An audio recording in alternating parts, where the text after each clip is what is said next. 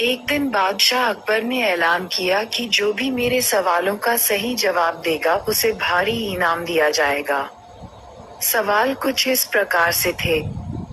ऐसा क्या है जो आज भी है और कल भी रहेगा? ऐसा क्या है जो आज भी नहीं है और कल भी नहीं होगा?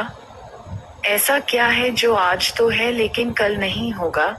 इन तीनों सवालों के उदाहरण भी देने थे। किसी को भी चतुराई भरे इन तीनों सवालों का जवाब नहीं सूझ रहा था।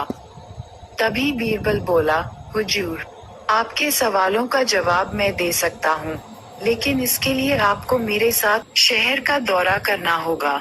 तभी आपके सवाल सही ढंग से हल हो पाएंगे। कुछ ही देर बाद वे बाजार में खड़े थे। फिर दोनों में एक दुकान में घुस गए। बीरबल ने दुकानदार से कहा, हमें बच्चों की पढ़ाई के लिए मदरसा बनाना है, तुम हमें इसके लिए 1000 रुपये दे दो। जब दुकानदार ने अपने मुनीम से कहा कि इन्हें 1000 रुपये दे दो तो बीरबल बोला, जब मैं तुमसे रुपये ले रहा हूँगा तो तुम्हारे सिर पर जूता मारूंगा।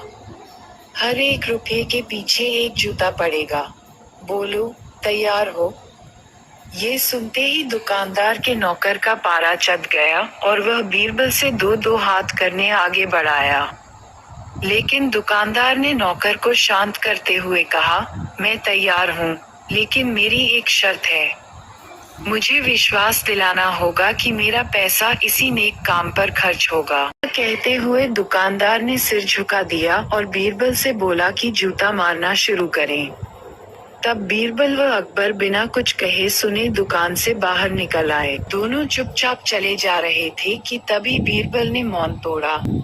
दुकान में जो कुछ हुआ उसका मतलब है कि दुकानदार के पास आज पैसा है और उस पैसे को नेक कामों में लगाने की नीयत भी, जो उसे आने वाले कल, भविष्य में नाम देगी।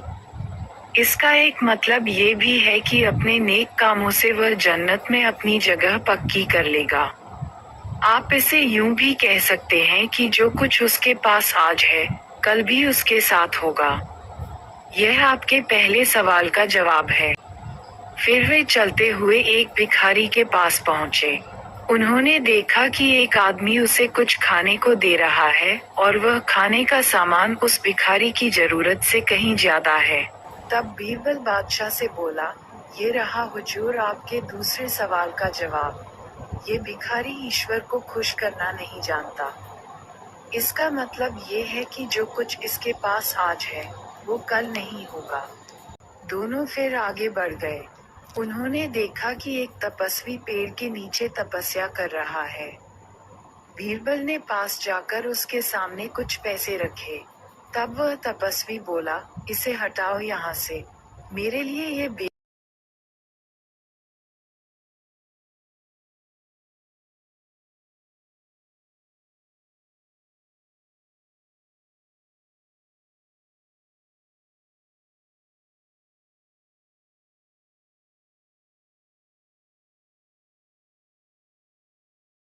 और हुजूर, चौथी मिसाल आप खुद हैं।